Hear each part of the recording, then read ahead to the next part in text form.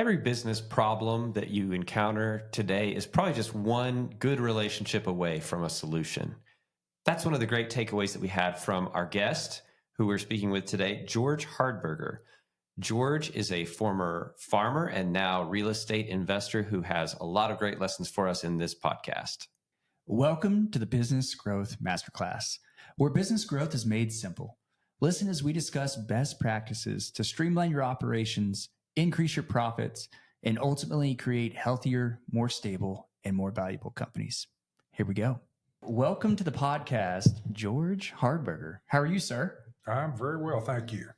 Glad to have you, man. I've been wanting to have you on the podcast for quite some time now, and let's start off with the icebreaker. You have one of the more unique houses, especially as a former farmer. You have a pretty unique house in downtown Lubbock. Tell us a little bit about your house. Where's it at, and what's the story? We took an old building on Texas Avenue, 1602 Texas, and it's been a lot of things in its time. It was a sales training center at one time. I've got a picture that I got out of the Southwest collection of it. It looks very much the same as it did in 1953.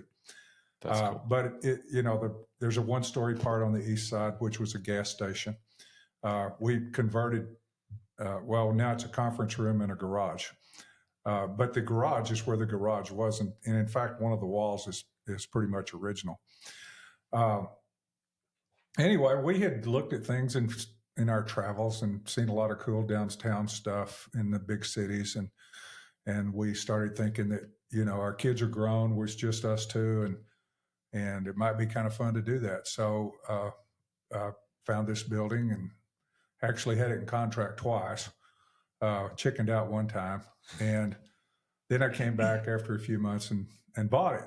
And the last business that was in there was Midtown Printing, actually, and there was a financial guy in the one-story part, and I had to ask him to leave, and he gives me the grief about that. Still, we play golf together.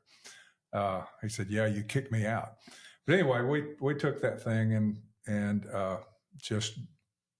I discovered one thing in this process. I was good at demo. And so the upstairs part was 4 apartments that hadn't been lived in except by pigeons in many years. And so we ran all the pigeons off and completely turned those 4 apartments into a big open space. And then later came back. I mean, as things went along, we came back and built bedrooms and kitchen and living room and all that stuff. But it turned out pretty cool. It's got a lot of flaws, but we left them that way. All the inside was covered in plaster. We chipped it off by hand. Jeez. And we've got the old clay tile exposed, and the trusses are exposed. Anyway, it's been good. We've been down there 8 years, and we've enjoyed it. Sounds so cool. It is one of the when I first met George, we went and his offices are in the first story, and it's just a cool, unique, very industrial looking. Yeah. And then he's like, "You want to see my house?" And we go upstairs, and it's nothing like it in Lubbock. Just it's super well done, but a lot of like that in those industrial themes and the exposed rafters and the old clay and brick, and anyway, and all of that from a former farmer who did not live in the middle of town, and now that's like I couldn't imagine you living anywhere else. Well, what I'm getting from that already is that you're a little bit of an outside of the box thinker in some ways. Well, I mean, if you were a farmer at one time and now you've got a whole different venture or series of things you're doing, can you tell us a little bit about what you're up to? Well, right now I'm more of a real estate guy now, I guess. I'm just an investor, usually by myself or with some family or maybe a friend or two as a partner sometimes. But I'm kind of, I don't know if you'd say focusing on downtown, but I really like downtown. partly because I live there, and partly because I think Lubbock, and any good city needs a good downtown, needs a vibrant downtown. I'm happy to see development down there. Yeah. And so I'm actually selling some property downtown too. But I've been investing downtown for several years, and I've redone a few buildings. I'm partners with a couple of guys, good guys, in the old community health center, which is right across from where the new park is going to be. Okay. And our plan is to put a food hall in there, and some offices upstairs, a couple of rooftop bar. It's been a slow process, but we're getting there, and I'm looking forward to seeing that come to fruition. Have you seen the renderings of the food hall? No. It looks incredible. It looks like anything that would be in any big city downtown. And I butcher it whenever I describe what a food hall is. Can you kind of briefly describe what is a food hall? Yeah, so a lot of people confuse food halls with food courts, and food courts are what you see in the airports, and it's generally just fast food. Food halls are an industry that is growing rapidly in the United States.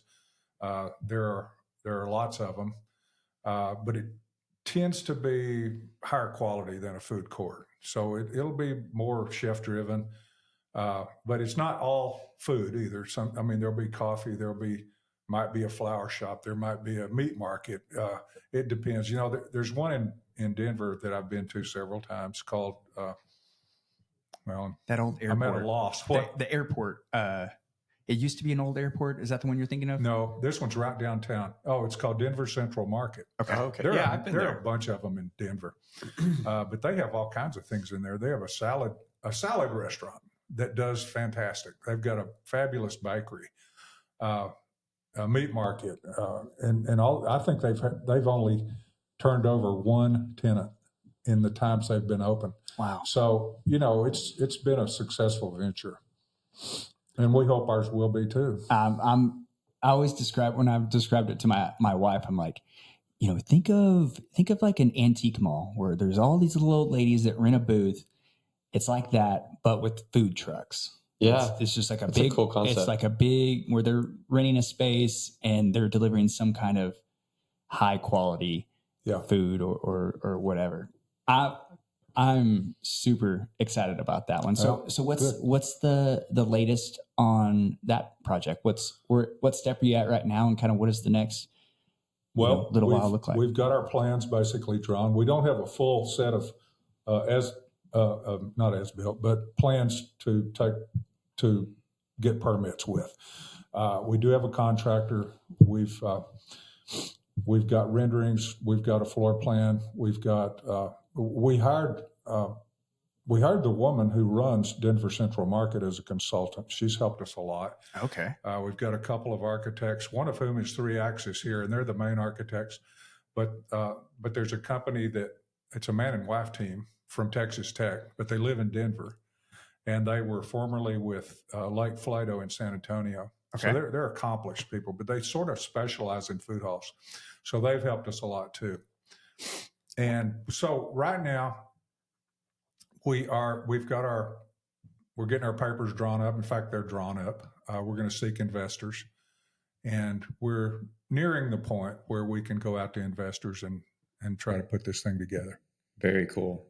So are you kind of driven by helping, things that are going to make the community and downtown in particular just better for everyone? Is that that's drives sure you? One of our motives. When all of us in this partnership are big downtown supporters, and highly invested in it. So there's that. We also want to make some money. Yeah, it doesn't hurt, does it? Go ahead. How do you get into that? That's such a specific thing. Like how did you find your way into redeveloping a downtown in food hall in particular? How'd you get there? Well, that's a good question. I will say my involvement in downtown started, I don't know, 10 or 15 years ago. I bought the old service title building, and I've always liked art. And so there was a 2-story part. It's one of the oldest buildings in Lubbock. and it's only a block from where I live. I bought that and rented part of it that had been a law office, redid the 2-story part, and turned it into an art gallery. I was thinking that, the art gallery would make enough money to cover the cost of my assistant, who's been with me a long time. And I discovered that wasn't going to work. And then I thought, well, maybe it'll make enough money to pay the taxes and insurance. And I had my office in there. That didn't work either. Art galleries are tough in Lubbock, Texas, but we had a lot of fun. We met a lot of nice people. We had a lot of nice art on the walls. So we had free decorations as long as it stayed. I was probably my best customer. And eventually I sold the building. So that got me started. I've bought a couple of other buildings and redone them. The building where Rouge is, it's on Avenue K, I believe. It's right south of the Pioneer Hotel. Okay. Yeah. A friend of mine who was a contractor and I bought it. It was cheap. It was an old office supply store, and it was full of old electric typewriters. I bet we threw away 1,000 electric typewriters. Oh, wow. And we gutted it and did a nice job with it. My contractor friend knew what he was doing, and it turned into a cool building. And we said, okay, we can make a little money here. Let's sell it. Well, I'm pretty bad about seller's remorse, but I really have a lot of remorse over that one because it's a really nice building. And there was a sandwich shop next door, and so I bought that and redid that, and that's where Nashwell is. Are you familiar with that? Yeah. I've been there. James owns that. Okay. So I met a guy named Eric Lampert. You probably know Eric. And he has been a proponent of food halls since the day I met him. And I'd say Eric is to blame for us getting in this food hall business. He's got so much enthusiasm for it, and he's a real good idea guy. And so I brought him in and met my partners, and they became convinced that's what we should do. So Eric's still with us, and he's with this partnership, and he's done a lot of work on the pro formas. He's just everything really on this, and so that's kind of how I got in the food hall business. Very cool. I'm curious because you drive around most towns or cities, especially in West Texas, and you go through downtown, and there's a lot of really cool old buildings, but usually they're all boarded up or empty and haven't had anything in them for years. Or if they do, a lot of them are older. And what would you say to somebody who's thinking about getting into real estate, especially when it comes to downtown area? What's a reason why they might want to do that? Well, I think what I would say about our downtown is that things are starting to happen. Mm-hmm. And if you've got a plan and if you've got some vision to take one of these old buildings and do something nice with it, then go get it. Yeah. I had 2 buildings on Broadway on the south side of the street. Really, my boys did, but they sold them to Clear Rock Realty, and they have done a beautiful job. They took those old things and they really did turn a sow's ear into a silk purse. That's cool. All right, that saying, I can't leave that one alone. We mentioned it and alluded to it that in your past career you were a farmer. So where did your career start before this? Because I mean, you don't just jump into real estate investor and developer extraordinaire. Where did your career start? Well, I wouldn't call myself a developer really, but I do like real estate. It's an interesting thing to me. I was I'm a 3rd generation cotton gin guy. Okay. My grandfather built gins out here in the early 20th century. My dad was a farmer and ginner, and I worked 13 years for a big cotton company that had lots of cotton gins, warehouses, oil mills, all that stuff. Anderson Clayton.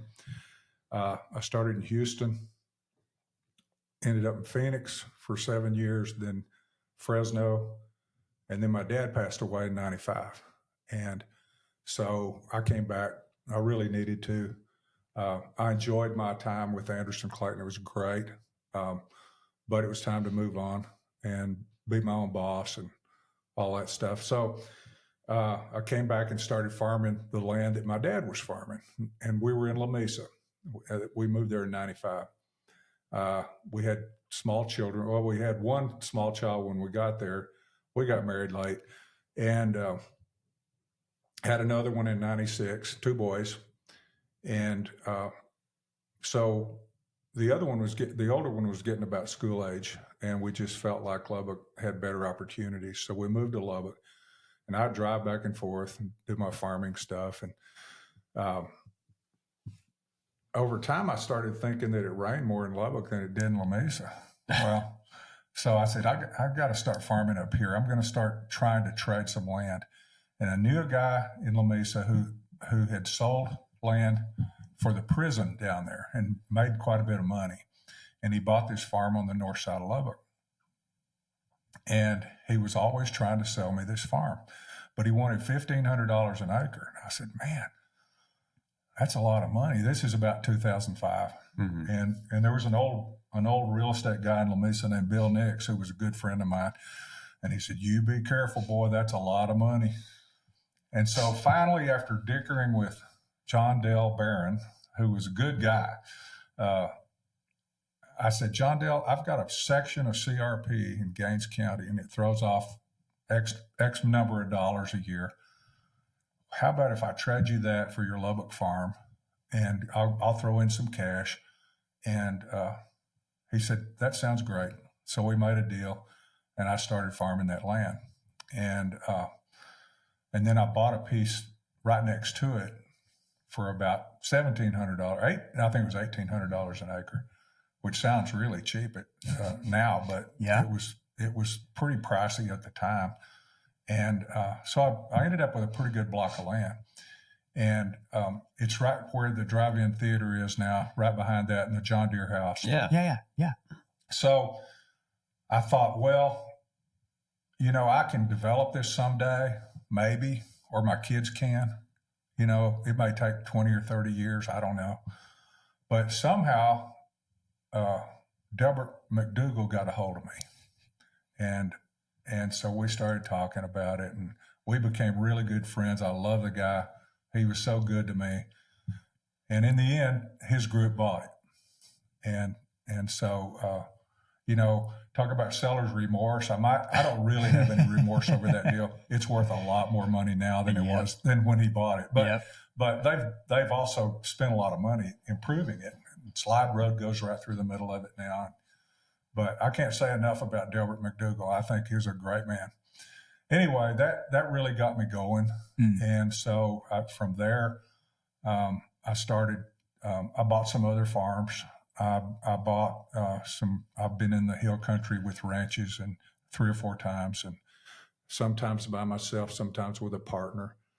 And I used to have a ranch east of Post, but my kids didn't enjoy it, as they were a little small, but they didn't want to stay out there for days at a time or anything. So I sold that and bought some irrigated land in the Spearman area. Cotton was just getting started up there. And I had a guy that I knew really well. He was a mentor to me and to a lot of people, named Larry Nelson. And he convinced me that cotton was really going to be successful up there. And it has been. It's been extremely successful up there. So I bought some land up there. And one day, I had it for several years. It was, I rented it to a farmer up there. One day, a friend of mine who's a realtor in La Mesa came to see me, and he said, would you be interested in selling that land? And so I said, well, I don't know, maybe. And he said, well, what would you take for it? And I gave him this high number. And he called me the next day and he said, I've got a buyer for you. So I sold it and did well. And the problem is that now it's worth twice what I sold it for. But at the time, it was probably the highest price to that, to that date of a farm up there.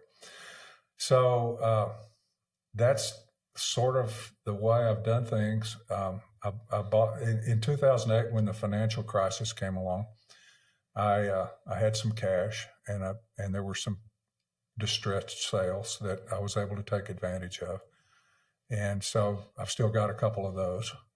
But one was next to the high school in Shallow Water, and I farmed that for several years.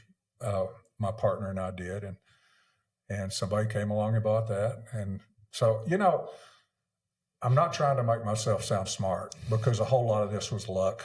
A whole lot of it was just good timing. It was a time when I was able to take advantage of a hard time, a downturn, and then things came back pretty quick, and I took advantage of that too. So really, a lot of my success has been luck. I have to say. So I'm gonna push back on that. Yeah. So you've rattled off several of these series of whether real estate or land plays that you've gone season by season and been able to buy and sell and trade. Obviously, you've had success in that. Like, looking back now, what do you think is unique? A unique gift within yourself that you feel like is, aside from luck and timing. We're all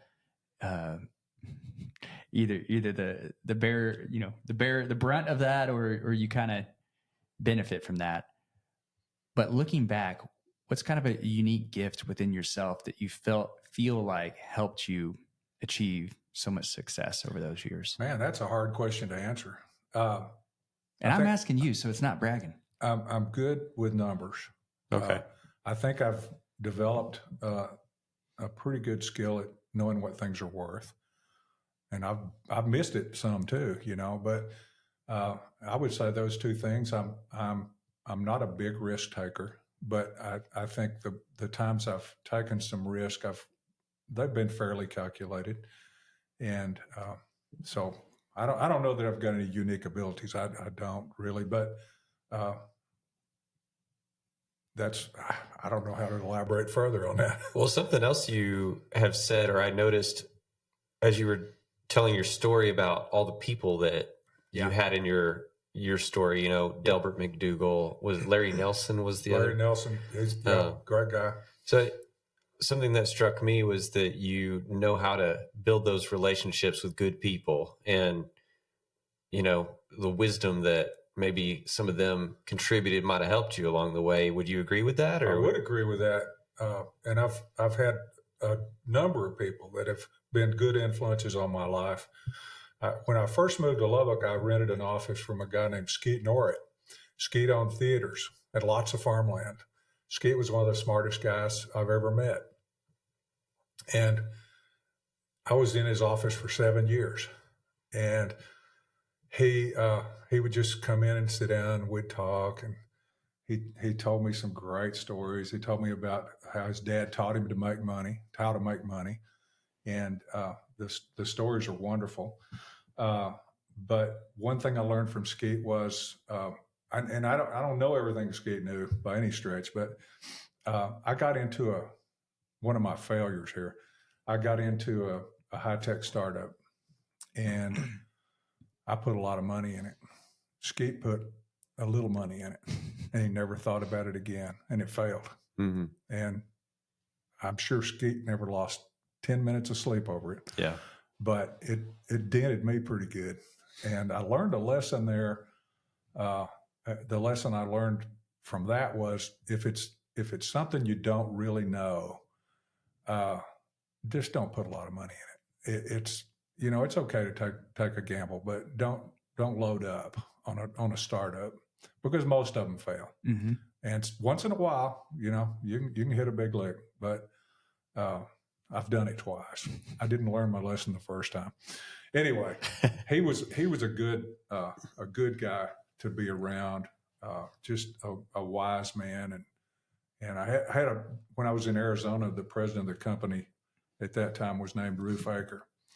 And he was another one. He was honest and calm. And even when things were bad, when something bad happened, he was still calm. And he told me one day, if you just do the things you say you'll do, that'll take care of most of it. And I've always remembered that. Just a great guy. Yeah. I'm thinking about people who might be listening, and a lot of them are younger, in that like 25, 35 year range and kind of early in their career. And they might be looking for a mentor. They might be thinking, oh, man, I wish I knew a Skeet. Yeah. How do you go about building those relationships? How do you meet those people? Or, I'm just wondering what your thoughts are on that. Well, Skeet, I knew from La Mesa. He was a La Mesa guy. He owned theaters in La Mesa, but also up here. And I don't really remember how I got. And I didn't know him that well. I grew up with his daughter, but I'd known him pretty much all my life. And I needed some office space, and somebody may have told me that he had a spot available, so he rented me an office. And it was a pretty good little office. They still have it. The family does. And I remember being there 3 or 4 years, and he came in and he said, I hate to tell you, but I got to raise the rent. I said, okay. He said, I need $350 a month. I said, okay. But it was so much fun. It really was being in there with him. That's cool. That I can't let the name go. Skeet, a farmer, and owned movie theaters. That's straight out of a book. That's a movie character right there. His dad got started in the movie business, theater business. His dad had a dog that was in L.A. in Hollywood and could respond. Skeet told me he could respond to 200 commands. Wow. And I forgot what he was. I think he was a pointer, like an English pointer. And he had a picture of him in there in his office. And he said, he was about to hit the big time until this dog named Rin Tin Tin came along. I heard of that one. Yep.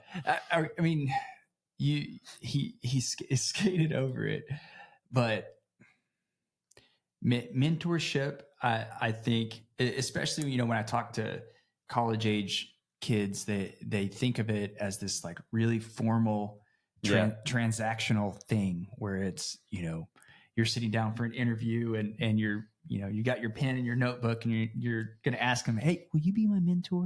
Right. And that is rarely the case. And a lot of times it's just getting, proximal, just getting close to these people and developing real relationships. That's right. That's right. Just getting to know them. And then the mentorship sort of happens on its own. Yeah. That's something I've always found true is, I keep a list of probably a dozen guys that I consider my mentors, and none of them know it. It's all my secret, but it's just people that I have relationships with that have done, what I want to do. They've done it longer. They've done it bigger. They've done it better. They've, taken their licks and really just getting to know them, being close to them whenever I am getting my butt whooped. And I'm like, hey man, I'm struggling with this. Have you done this before? And it's just an organic relational conversation that you've obviously done that for decades. Well, I don't know that I ever went to any of these guys and said, help me with this or help me with that, but it sort of happened like osmosis, just being around them and watching them and hearing their conversations with people. And one thing you were talking about, Skeet, he is interesting in that he's a theater guy and a farm guy. And he said, I've never had a farm buy me a theater, but those theaters have bought me a lot of farms. That's a good one-liner. Yeah, got to know which direction to move things in. And We've talked to business owners that are involved in different ventures, and seasonality of certain business types. And I feel like a lot of these guys have their version of that, a theater or a farm, but have their fingers in different things, different pies. You've alluded to some of the failures and lessons learned. What are some other licks you've taken and had to learn a lesson? Well, I learned a lesson in the denim business. Okay. Some of my friends, including Larry Nelson, and I bought a denim mill in Liberty, South Carolina. And we thought, well, we're getting it so cheap, it's got to work. But we found out it didn't. And we didn't lose any money, but we came really close. And we kind of got out by the skin of our teeth. One of our partners bought us out. It was a cool old building, big old mill that you would see in the South. And but the textile industry in the United States was shrinking. Yeah. It was going to the Far East and so forth. And it just, we probably just got in over our heads a little bit. And thankfully we didn't lose a bunch of money.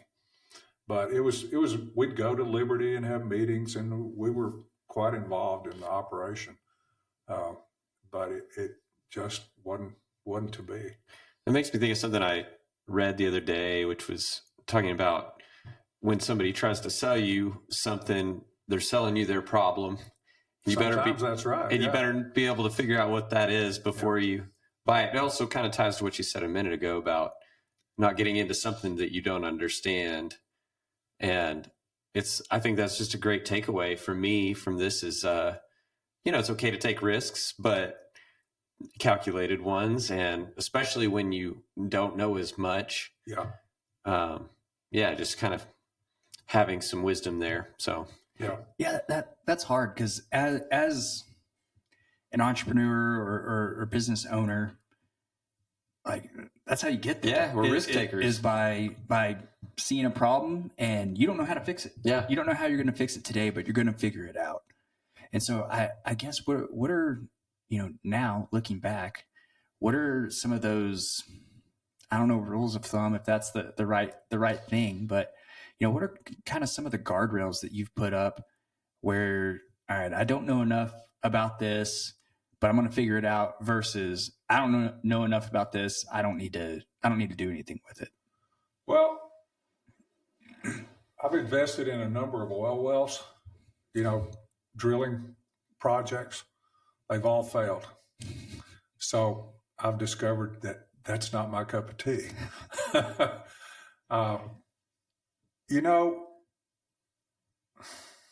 I think I need to concentrate on land and just really mostly on real estate. I've invested in a lot of things that don't require my management, that may have that would hopefully have good management. And most of those have been okay. But I've always been debt averse. It's not that I've never borrowed money. I do occasionally, but I never borrow money that I don't know how I'm going to pay back if something goes wrong. So that's kept me out of trouble. It's also kept me from getting really rich, maybe. But a lot of people have built fortunes on debt. But it's not my thing. I don't like it. I don't like a lot of it. So it kind of keeps me up at night. There's a lot of people that have lost a lot in the downturns because of debt. That's one of the main reasons. And I like that line, I don't borrow what I don't have a plan to pay back if everything goes wrong. I really liked that. Yeah. Well said. Absolutely. Well, as we're getting here close to the end, we want to have a little bit of a fire round. Let's do it. Oh boy. All right. So we like to wrap up with these questions that are really apropos of nothing, but it's just fun to ask. So tell me, what's your favorite movie? Oh my goodness. I'll surprise you. Cinema Paradiso. Okay. What's that? It's an Italian movie. It's about this kid that runs a theater in Italy. Okay, tie back to your theater stories. Cinema Paradiso. Mm-hmm. All right, I'll check that out. Subtitles. Okay. I expected nothing less. All right. What is your, aside from the Bible, what is your favorite nonfiction book?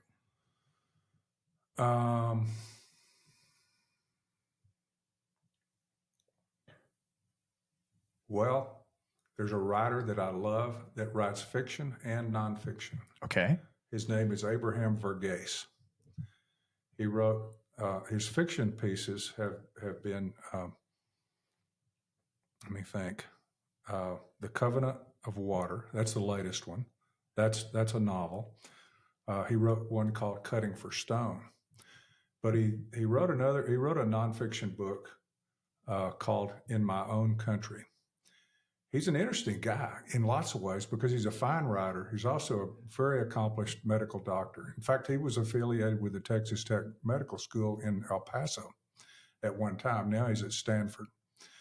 But In My Own Country was basically a memoir of his time in Appalachia when the AIDS epidemic started. It was fantastic. He treated AIDS patients when people wouldn't even associate with a family member of an AIDS patient. The world was terrified, and he did it. It may have cost him his marriage. It certainly didn't help, but he's a brave man with a wonderful sense of humanity and ability to tell a story. So I would say that'd be one of my favorites anyway. Cool. Okay. You got to check that out. I've never heard of him, and I've never heard of those books. Those books are great. I highly recommend them. Okay. We're 2 for 2 on home runs now. Yeah. All right. What's a piece of advice or wisdom you hear commonly in your industry that you don't necessarily agree with?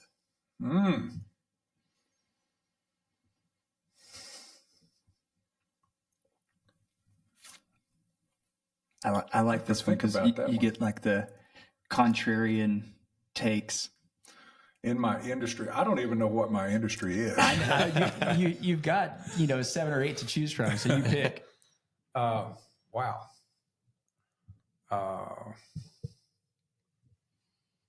Dang, that's a hard question.